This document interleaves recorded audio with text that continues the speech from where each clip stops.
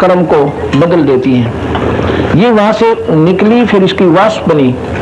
ये वाष्प बनकर हिमालय के उस पहाड़ पर गिरी, जहां पर एक नीचे बहुत गहरा गड्ढा है, जहां ये बर्फ से भरी हुई है, जहां ऊपर से वाष्प आती है। वो एक बहुत लंबा चौड़ा, कम से कम 1 किलोमीटर के आसपास इतना उसमें स्थान है। और फिर नीचे उसमें काफी गहरा चौड़ा एक होल बना हुआ है, और वो फिर नीचे गोमुख बनकर निकला हुआ है। गौ के साथ आ रहे पत्थर का मुंह, गौ जैसे मुंह का। अब दूर से देख लो, पहाड़ में ध्यान तो देखो एक पत्थर को, वो कभी तो गधा सा बना दिखेगा, कभी कुत्ते की सी आकृति आपको दिखे, जैसा विचार करते जाओगे।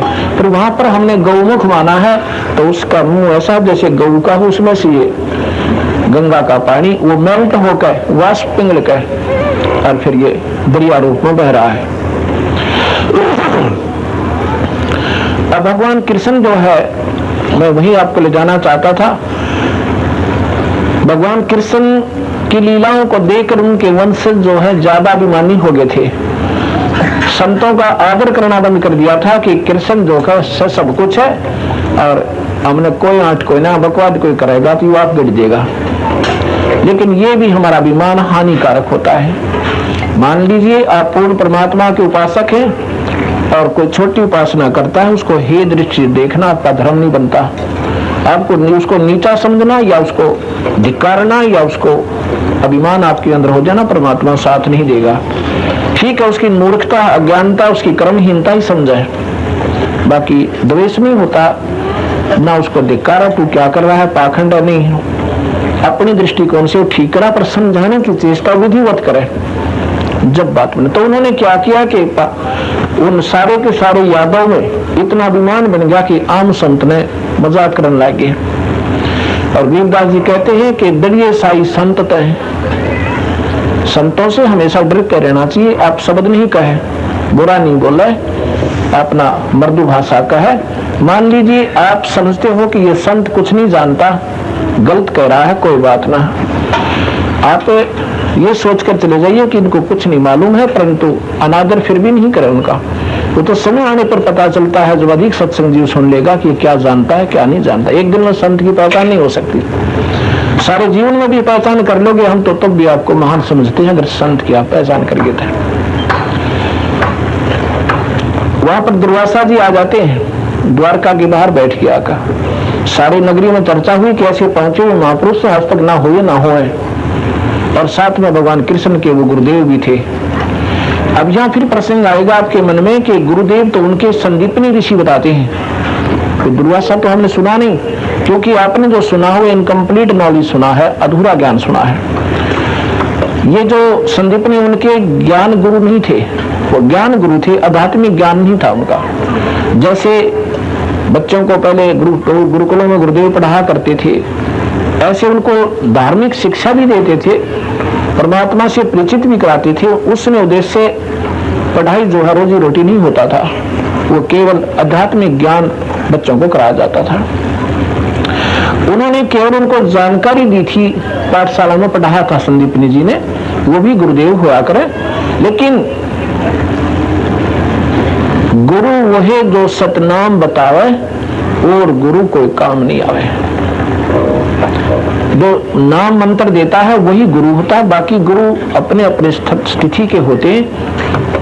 तो वहाँ गुरुदेव भी थे उनके, और साथ में वहाँ चर्चा होगी। लेकिन यादव लोग इतने अभिमानी हो चुके थे, उन्होंने कृष्ण जी के लड़के प्रद्युम्न को सिंगारा, अक्चाल परीक्षा लेकर आएंगे इस महाराज की, आगे पीछे की सारी बता दी है। उसको जनाने कपड़े पहरा दिए लड़कियां वाले, गुजरियां वाले, और एक कड़ा बांध दिया पेट का, या छोटी कढ़ाई छोंक छांक लाने की देख, और ऊपर बांध दिया लोग गुद्दड़ सा कपड़ा मोटा मोटा, और पछले कान बांध कर ऊपर कपड़े पर आगे गर्भवती औरत का वेश बना दिया, सांग बना दिया, और एक उसका नकली पति बना लिया। 15, 20, 50 बच्चे इकट्ठे होकर जवान के बड़काना हो रहा था। प्रद्युम्न उस समय अनिरुद्ध भी हो चुका था उसका लड़का, लेकिन यह कब बेराना किस पर किस समय उत्पन्न हो जाए, पर यह माड़ी हो से। तो फिर वहां पहुंच के दुर्वासा से कहते हैं कि दुर्वासा जी आओ बच्चों, क्योंकि संत आदर करते हैं, चाहे को बुद्धि भी आओ। पर उनके मन में जो खोट था उन्हें प्रकट किया। कहते हैं ये औरत है इस भाई की, और क्योंकि मुंह ढक कर रखा करते थे ना, घूंघट ज्यादा करते थे, और इनके बड़े बहुत दिनों के बाद ये बहुत उम्र होगी इनकी, दीप परमात्मा ने इनकी सुनी है, ये उतावले हो रहे हैं, पूछे लड़का होगा कि लड़की। दुर्वासा बोला यादव कुल का सत्यानाश होगा, इस तरह तुम्हारा नाश होगा। और भाग जो वहां से ठा चिमटा, वो भाग लिए बालक सारे। तो इस बात की चर्चा सारे गांव में होगी, नगरी में होगी। उसमें सभी घबरा जाते हैं कि ये कैसे पांचों महापुरुषों जो एक बात कह दी, ये कट नहीं सकती, ये अटल है इनका वचन, ये तो बात बिगड़ेगी। फिर उन्होंने उनको ये सांत्वना थी कि भगवान कृष्ण इनके श्राप ने भी काट देगा, या भूल थी उनकी। भगवान कृष्ण के पास जाते हैं, कहते हैं भगवान ऐसे ऐसे बच्चों ने नादानी कर दी, अब दुर्वासा ने श्राप दे दिया, आप कृपा करो ये श्राप वापस करवाओ।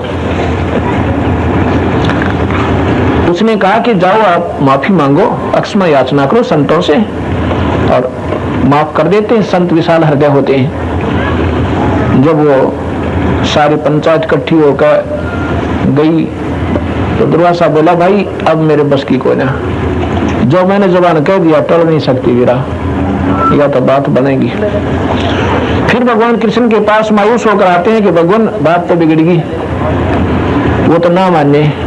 तो बोला कोई बात ना, तुम एक काम करो, क्यों डरते हो? अब क्या जी कि किस चीज से नाश होगा पता है? अग्ना जी, अब ये जो ये कड़ा बांध रखा था ना पेट का, और ये गुब्बड़ गर्भ ये कपड़े कुपड़े पहन रहे थे, इस तो नाश होगा। नो ऐसे करो, इस कढ़ाई को तो घिसा घिसा कर और कति चूरा करके जमुना में गिराओ, बहा दो इसको, और इन कपड़े का आग लगा दो, ना रहेगा बांस और ना बजेगी बांसुरी, कटिया टंटा। बड़े प्रसन्न हो, भगवान ने बड़ी विधि बताई। अब सारा नंबर ला दिए, पत्थर पर लोग आगे साड़ा को कौन सा बल कहाँ खेल सके, डरते बंडे रहे। वो कति चूरा कर कर घिसा घिसा कर नंबर वाइज आज 4 आदमियों की ड्यूटी, आज 10 आदमियों की रोज की ड्यूटी ला दी। जैसे गांव में पाना वाइज घर वाइज लगा दिया कर, वो सारा घिसा कर जी और पानी में बहा दिया चूरा करके। एक कड़ा रह गया एक साइड का, वो था किसी मेरे जैसे ढीले से थोड़ा कमजोर की ड्यूटी डाली, वो चाहे 6 महीना में घिसाई तेरा काम से। उसने सोचा सारे फारिग हो गए, तू पाछे तीन रह जाएगा। वो थोड़ा बहुत घिसा था, उसने न्यू का जमुना में लगा दिया, किसने दिखा पड़ा रहेगा। चल पड़े जी आगे निश्चिंत होकर। अब वो चूरा था ना उसका, तो कहते हैं सब तेज पत्तों वाला घास उगेगा, जैसे कुश होती है, कुशा बाब, ये सर होते हैं, इससे भी तेज घास हो गया और पत्तों का उग गया, कोटिनो बनसा जाम गया वहां पर। वो कड़ा जो था चमकीला बना हो रहा था किसान, तो वो एक मछली ने खा लिया खाद्य पदार्थ समझ के। वो पकड़ हुआ एक शिकारी भी था और मछली भी खाया करता हो। उसने जाल डाला और मछली अच्छी मोटे डाल गई थी, वह उसके जाल में आ गई। उसने जाकर काटा घर में, तो कड़ाका उठा, उसने देखा कोई धातु है इसमें। धातु की परीक्षा करवाई, सुनार बोला चांदी का कोना लोस है तो बढ़िया वाला। तो लोहार के पास गया, ने बोला भाई क्या बना सकता है तू इसका? अब इसका क्या बनाऊं? अब मेरे तीर का जो आगे का हिस्सा बना दे और विषाक्त करके विषाक्त बना देना, जोर से युक्त। बोला ठीक सा बना के दे दिया। अब क्या होता है कि छोटी छोटी बातों में कुछ दिनों के बाद वो राजी हो गए, कटिया टंटा, लेकिन न्यू ना कटा करता। ये बात बनाने की थी, समाधान नहीं था। कुछ दिनों के बाद उनका आपस में लड़ाई झगड़े शुरू हो गए। सारी नगरी में छोटी छोटी बातों का मुक्का मुक्का, और रोज राजा की दरबार में टोल के टोला में। तो फिर ये लोग क्या करते हैं, गांव में भी अगर कोई अनहोनी 2-4 हो जाए, फिर वो समाधान ढूंढा करें, भाई क्या कारण होगा, संतों से पूछा करें। संत उनको अच्छा मार्ग बताते हैं, ऐसा करो भाई, धर्म करो, पुण्य करो, बुराई छोड़ दो तो बचाव बन जाता है। भगवान कृष्ण के पास जाते हैं कि भगवान ये क्या हुआ, कृष्ण जी बोले भाई तुमने जो दुर्वासा का श्राप दुखी कर रहा है, जो दुर्वासा जी ने श्राप दिया था वो भाई तंग कर रहा है। तो फिर घबरा गए कि महाराज जी फिर कुछ समाधान बताओ। न्यू तो कहें कि कर भैया आपने नहीं होगा था कैसा सूखे गिर दो नो तो ये बुझे पड़ने ने बिना कहा कर देते 20 बल लूट लो। और ये जो बताया करे ना ठेकेदार ने ये शायद ये ना कह सकते तुम चाहे 20 बल बढ़ा दो तुम 20 बजाओगे 100 दर दे कन्नू चुक रहेगी थी कन्नू कर दियो फिर जाओगे महाराज जी फर्क तो ना। अच्छा वो कन्नू कर दियो तो लेकर 100 रुपये फिर चलते कर दे इतनी दवाई देकर। ऐसे ही ये शुरू से बीमारी ऐसी है, ये कर नहीं सकते पर सिर्फ बल डाटन की चेष्टा करते हैं कि भोगना तो सही पर इतने दुखी ना होंगे। यही भगवान ने किया कृष्ण जी ने। तो सारे बोले जी फिर क्या करें? नो बोला भाई तुम नो करो, सारे के सारे चूची बच्चा जाकर वाका ने भी ले जियो, गोदी वाले भी ना छोड़ियो, पेट वाले को बेशक रह जा। इन भाई गंगा में स्नान कराओ थारे पाप कट जाएंगे। दुर्वासा ने श्राप दे रहा है, क्या श्राप कट जाएगा? अब ये सोचना ये बातें कोई बनाने की नहीं, ये शास्त्रों में प्रमाणित है। जो मैं आपने बताने लग रहा हूं सुन तो तुमने भी रखी होंगी पर इतना जोर ना दिया दिमाग का जो आज बनेगा। तो भगवान ने उन सब ने सोचा भाई सारे अपने बच्चा ने भी ले गए, कभी इसी पास रह जा, गोदी थे उनने दूध पीवा थे उनने भी ले गए ताकि भालेंगे शाम तक। वहां जाकर वो लड़ाई बढ़ गई उनकी, क्यों लाल आंख तो पहले हो रही थी, आपस में झगड़ा वगड़ा गाड़ी गलौज बालका की होगी, फिर बड्डे भी शामिल हो गए। आखिर में कहते हैं उन्होंने वो घास काट काट कर पहाड़ों घास को अरन्यू मार दे, उसका गर्दन का लपेटा आवरन्यू खींच दे, खींचते ही वो गर्दन न्यारी हो जा, वो तलवार का काम करने लग गया। वही घास जो कि उस चूर्ण तो बना था, किसके तहत? कढ़ाई के तहत। उधर वो सारे कति सब मर गए, वो उसका मारा था, वो उसका मारा, दोनों लपेटते आ जा, दोनों झटके, दोनों मर जा, यानी अंत सबका हो गया, बच्चे भी ना बचे। अब क्या होता है कि भगवान कृष्ण बच गए, बलराम भी मर जाता है और वो कहते हैं सब तो देह त्याग कर चला जाता है। शेष नाग का अवतार बताते हैं वो पानी में पहुंच जाता है।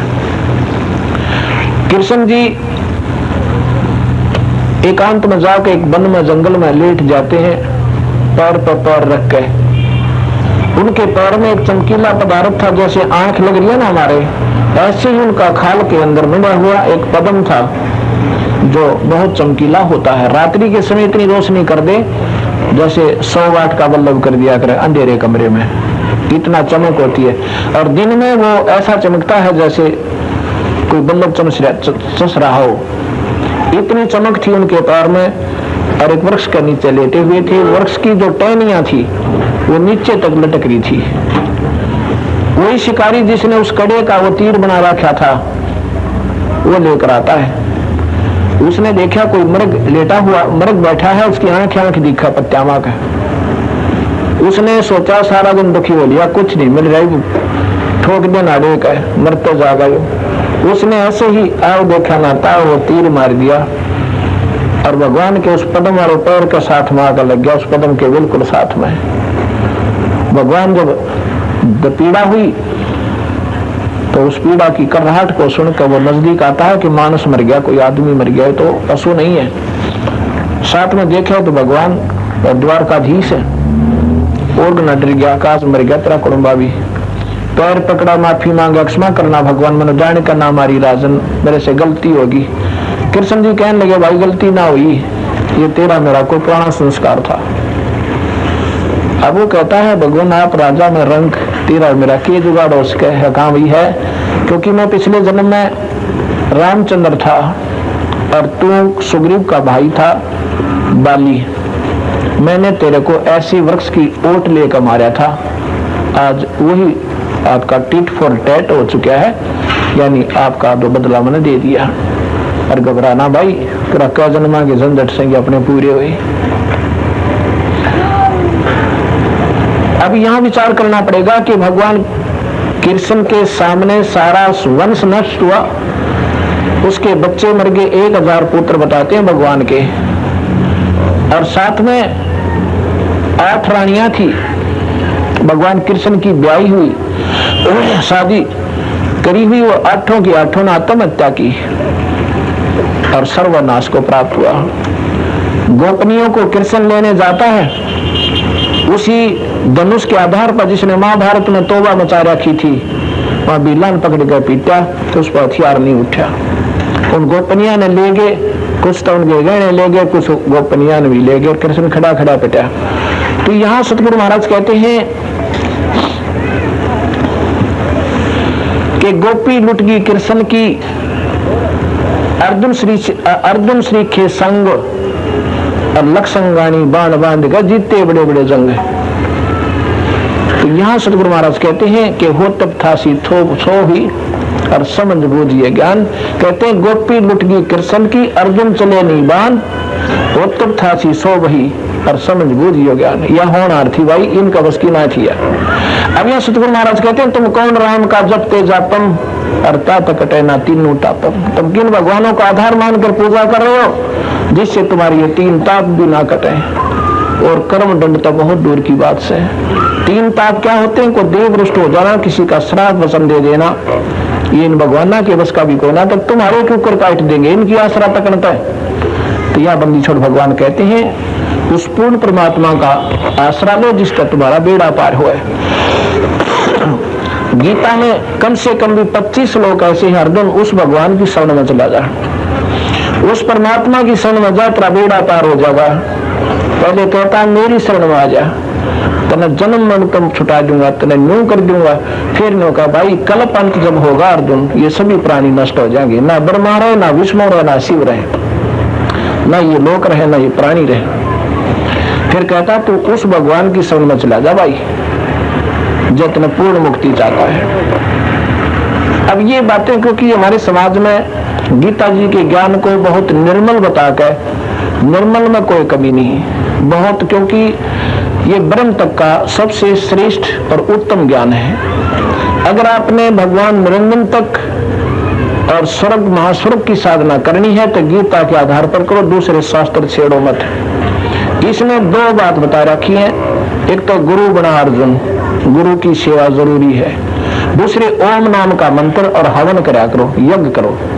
यज्ञ क्या है? जैसे धार्मिक अनुष्ठान और यज्ञ 5 प्रकार की होती हैं, और 5 ही यज्ञों से केवल स्वर्ग प्राप्ति, जन्म मरण छुटकारा नहीं है। एक यज्ञ है धर्म की, दूसरी यज्ञ है ध्यान, तीसरी यज्ञ हवन की, और चौथी यज्ञ प्रणाम। 5वीं यज्ञ ज्ञान की है, जो कथा धार्मिक कथा सुनना, ये ज्ञान यज्ञ कहलाता है। ये 5 की 5 आपको केवल स्वर्ग प्राप्ति कराएंगी, जन्म मरण नहीं छूटेगा। ओम नाम का मंत्र भी आपको स्वर्ग तक ले जाएगा, सिद्धियां हो जाएंगी, आकाश में उड़ जाना, सोने का पहाड़ बना देना, पानी पर पृथ्वी की तरह चल पड़ना, ये आत्म कल्याण नहीं ड्रामाबाजी है, ये सिद्धियां अवश्य आ जाएंगी। गीता जी जो है बहुत अनमोल शास्त्र है, लेकिन ये प्राथमिक पढ़ाई है, 5वीं तक की कक्षा की पढ़ाई है, वेद और ये गीता।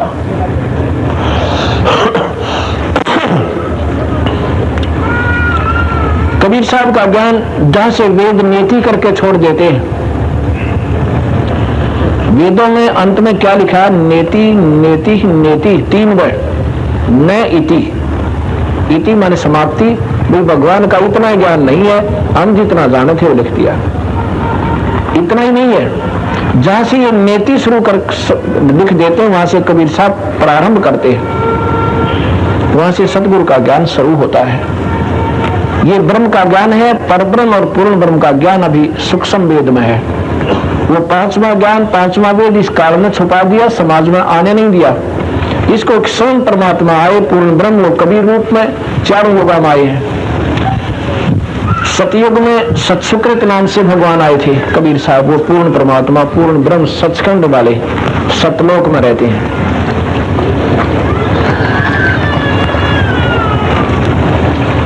और त्रेता में मुनिंदर नाम से आए थे, और द्वापर में वो करुणा में नाम आए थे, और कलियुग में उनका कबीर नाम की महिमा गाई जाएगी अंत तक।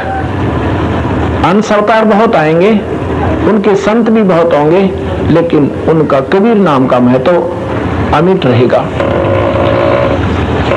अब हम जो आपको प्रसन्न यहीं पर लाना चाहते थे, गंगा में नहाते हैं और जमुना के नहाने से भगवान के बताए तो भी उनका परिवार उद्धार नहीं हुआ, बचाव नहीं बना।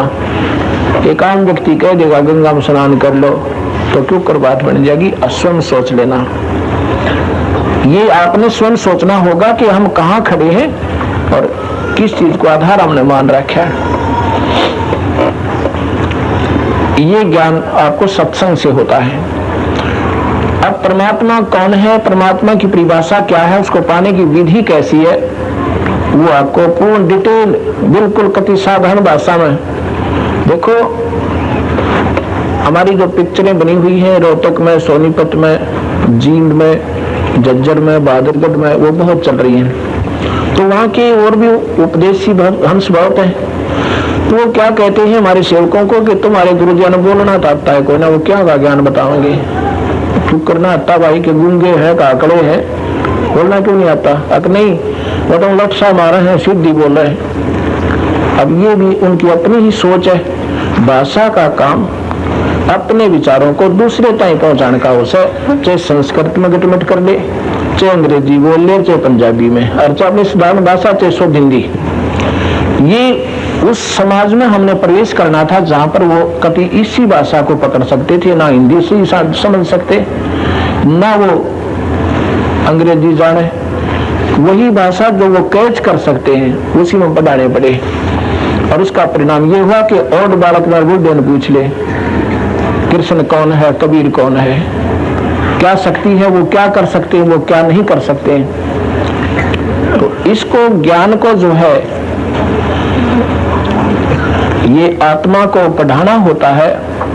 आत्मा वैसे समज्ञानी होती है, लेकिन काल में इसके ऊपर इतने आवरण कर दिए, आत्मा का अस्तित्व बुला रखा है। उसको आत्म तत्व में लाने के लिए ही ये जीव को इतना सारा कुछ खेल करवाया जा रहा है।